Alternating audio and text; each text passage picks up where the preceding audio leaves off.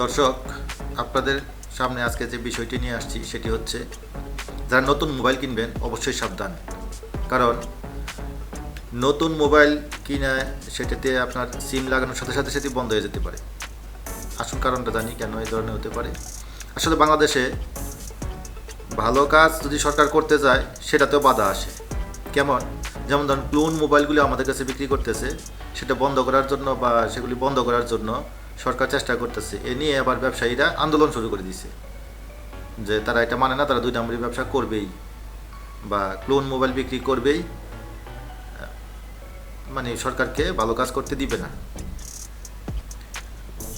এখন সাধারণ জনগণ ভাবতে পারে যে হ্যাঁ, ওরা ব্যবসা করে, ওদের উপরে এত লাঠিচার্জ কেন, পুলিশ এত চড়াও হয়েছে কেন, এত দরপাকড় কী জন্য? আসুন সে বিষয়টি একটু জানি। আইএমইআই ক্লোন ও নকল মোবাইল ফোন ব্যবহারের বিষয়ে নতুন সিদ্ধান্ত নিয়েছে সরকার।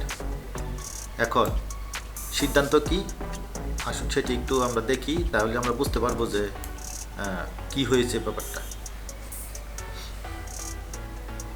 দেশে ন্যাশনাল ইকুইপমেন্ট আইডেন্টিটি রেজিস্টার বা NEIR চালুর পর বিপুল সংখ্যক ভুয়া ও ডুপ্লিকেট IMEI নম্বরের অস্তিত্ব ধরা পড়েছে বাংলাদেশে যে ডিভাইসগুলি চালানো হয় এই ডিভাইসগুলোতে।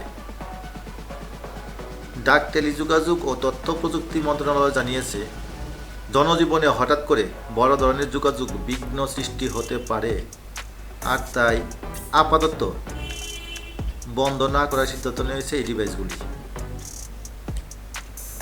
শনিবার অর্থাৎ জানুয়ারি মাসের 3 তারিখ মন্ত্রণালয় থেকে পাঠানো এক বিজ্ঞপ্তিতে এ তথ্য জানানো হয়। বিজ্ঞপ্তিতে বলা হয়, বর্তমানে মোবাইল নেটওয়ার্কে লক্ষাধিক ভুয়া ও ডুপ্লিকেট IMEI নম্বর সচল রয়েছে। এর মধ্যে শুধু 1111 ব্যবহার করা অনেকগুলো, শুধু 0000 ব্যবহার করা আছে অনেকগুলো, শুধু 9999 এরকম নাম্বার দিয়ে IMEI নম্বর দিয়ে এই ডুপ্লিকেট বা ভুয়া মোবাইল নেটওয়ার্ক চালু রয়েছে। শুধু একটা দুইটা না, লক্ষাধিক। এর মতো অস্বাভাবিক প্যাটার্নের IMEI রয়েছে। এসব ডিভাইসের কোনো রেডিয়েশন টেস্ট বা প্রয়োজনীয় নিরাপত্তা যাচাই হয়নি। অর্থাৎ যে অপারেটর কোম্পানিগুলি চালু করতেছে বা সিম কোম্পানিগুলি, তারা কোনো ধরনের নিরাপত্তা যাচাই করে না এটাতে। তবুও 4টি মোবাইল অপারেটরের নেটওয়ার্কে এসব ফোন সক্রিয় রয়েছে এবং সারা দেশে ছড়িয়ে পড়েছে। অর্থাৎ বড় বড় 4টি কোম্পানি যেগুলি সিম বিক্রি করে নেটওয়ার্ক প্রযুক্তির মাধ্যমে আমাদেরকে যোগাযোগ করে দিচ্ছে, তারা এগুলো নিরাপত্তা যাচাই করা হয়নি, তারপরেও সেগুলো দিয়ে তারা সক্রিয় রেখেছে মোবাইলগুলি। যদি এগুলি বন্ধ করে দেওয়ার কথা বা এগুলি বন্ধ অটোমেটিক বন্ধ হয়ে যাওয়ার কথা আর কি, কিন্তু তারা এটা বন্ধ করেনি। মন্ত্রণালয়ের পক্ষ থেকে জানানো হয়, এসব ফোন সরাসরি বন্ধ করলে সাধারণ মানুষের দৈনন্দিন যোগাযোগ ব্যবস্থা ব্যাহত হওয়ার আশঙ্কা রয়েছে। হ্যাঁ, হঠাৎ করে এতগুলি মোবাইল যদি একসাথে বন্ধ হয়ে যায় তো সাধারণ মানুষ তো একটু বিপদে পড়বেই। আমি এতদিন যাবত মোবাইল ব্যবহার করতেছি, হঠাৎ করে মোবাইলটা বন্ধ হয়ে গেছে, তো সেজন্য আপাতত সরকার বন্ধ করেনি, কিন্তু সরকার চেষ্টা করতেছে যে ধরনের কাজ যাতে ভবিষ্যতে না হয়, আর এগুলি পর্যায়ক্রমে এক ধরনের একটা নিবন্ধনে নিয়ে আসবে। এই কারণে সরকার এই ব্যবস্থা নেওয়ার চেষ্টা করতেছে। সে কারণে অন্তর্বর্তীকালীনভাবে এগুলোকে গ্রে ক্যাটাগরিতে রেখে পর্যায়ক্রমে ব্যবস্থা নেওয়া হবে। অর্থাৎ আপনার যে মোবাইলটি আছে বা ডিভাইসটি আছে সেটি ক্লোন বা যে IMEI নাম্বার দিয়ে চালু আছে এরকম লক্ষাধিক মোবাইল থাকতে পারে।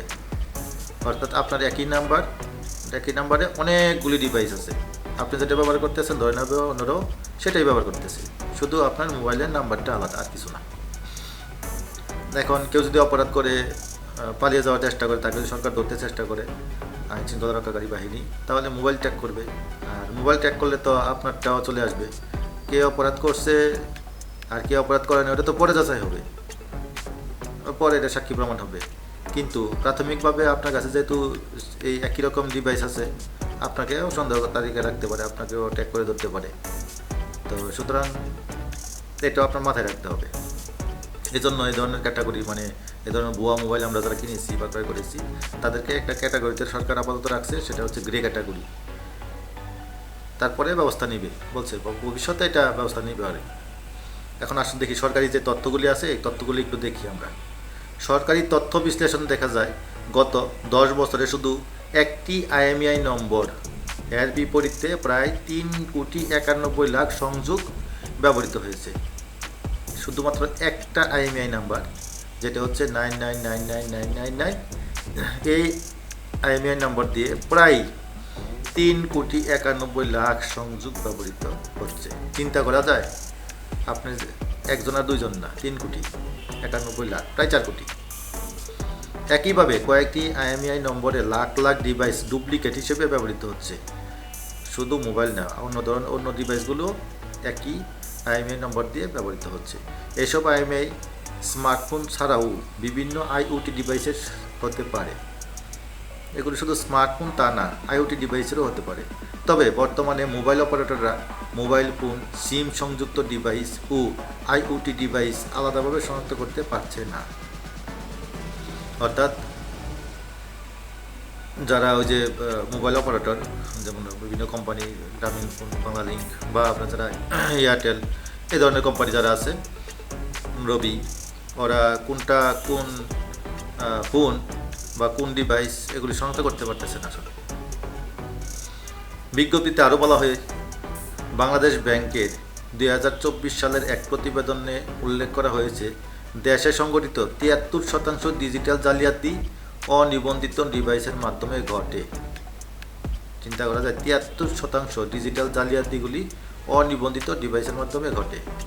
বিটিআরসি ও MFS প্রতিষ্ঠানের যৌথ তথ্য অনুযায়ী 2023 সালে EKYC জালিয়াতির 85% ঘটেছে অবৈধ বা পুনরায় প্রোগ্রাম করা হ্যান্ডসেট ব্যবহার করে।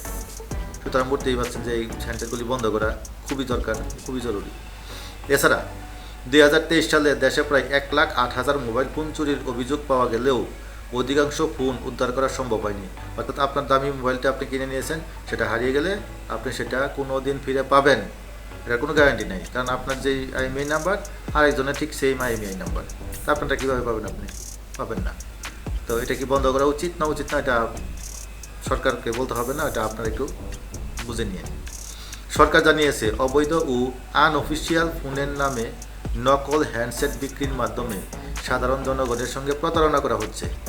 সুতরাং আপনি যে দামি মোবাইলটা কিনছেন না, ওই মোবাইলটা প্রতারণার শিকার হয়ে গেছেন আপনি অলরেডি, যা নজিরবিহীন। জনস্বার্থে এই চক্রের বিরুদ্ধে কার্যকর ব্যবস্থা নেওয়া জরুরি। এই কারণ বাজারে এখন আপনারা যে কিছু সুশীল সমাজ আছে না, যে ওদেরকে কেন লাঠিচার্জ করে, ওদেরকে কেন ব্যবসায়ীদের উপর কেন এত নির্যাতন, এই কেন নির্যাতন এখন একটু বুঝেন আপনারা, যে কেন এত নির্যাতন। এটা আসলে নির্যাতন নয়, একটা অপরাধ, সেটাকে বন্ধ করার জন্য, 2 নম্বরই ব্যবসা বন্ধ করার জন্য সরকারি মানে এই যে কার্যকর পদক্ষেপ নেওয়ার জন্য চেষ্টা করতেছে। আর ওরা কী করতেছে, এটাতে বাধা দিতেছে। আর কিছু সুশীল সমাজ বলতেছে যে না, এটা ভালো হচ্ছে না, অপরাধ হচ্ছে, সরকার জোর করতেছে, ব্যবসাদের উপর লাঠিচার্জ করতেছে। ওরা তো করবেই, ওরা তো চুরি করতে চায়, আর চুরকে যদি আপনারা না সামলাতে পারেন তাহলে তো হলো না। উল্লেখ্য, দেশের মোবাইল ফোন বাজারে অবৈধ হ্যান্ডসেটের ব্যবহার নিয়ন্ত্রণে সরকারের পূর্ব ঘোষণা অনুযায়ী 1 জানুয়ারি থেকে আনুষ্ঠানিকভাবে চালু হয়েছে ন্যাশনাল ইকুইপমেন্ট আইডেন্টিটি রেজিস্টার বা NEIR।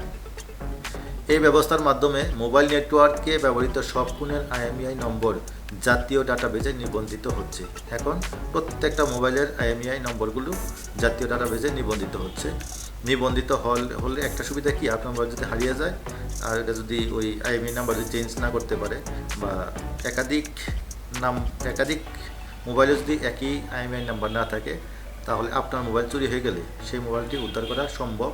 এবং আপনি আবার পরবর্তীতে মোবাইলটা পুলিশের মাধ্যমে হোক, মানে আইনশৃঙ্খলা রক্ষাকারীর মাধ্যমে আপনি সেটা আবার উদ্ধার করতে পারবেন।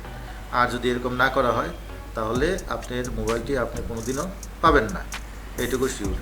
সুতরাং সরকার যে মানে ভালো ভালো কাজগুলি করতে যাচ্ছে, সেগুলোকে আমরা সাধুবাদ জানাতে চাই এবং আমরা সরকারের ভালো কাজগুলোর পাশে আছি। হ্যাঁ, সরকার সবগুলো ভালো কাজ করে বা সব ভালো কাজই করে এমনটা না, কিন্তু যেগুলো ভালো কাজ সেগুলিকে তো অবশ্যই আমাদেরকে সাপোর্ট দিতে হবে। এতে করে যদি লাঠিচার্জ করা লাগে, ছত্রভঙ্গ করা লাগে, তাতেও আমরা সেটাতে রাজি আছি এবং আমরা এটাকে সমর্থন জানাই। সবাইকে ধন্যবাদ। এবং নতুন মোবাইল আপাতত কেনার সময় চিন্তা ভাবনা করবেন, কারণ নতুন মোবাইল কেনার পর আপনার সিম সংযোগ লাগাবেন, সাথে সাথে মোবাইলটি বন্ধ হয়ে যেতে পারে। কারণ এই সরকার তো 2 নম্বরই করতে দিবে না আপনাকে। আর ব্যবসায়ীরা আপনার সাথে 2 নম্বরই করতে পারবে না বলেই ব্যবসায়ীরা আজকে আন্দোলন করতেছে।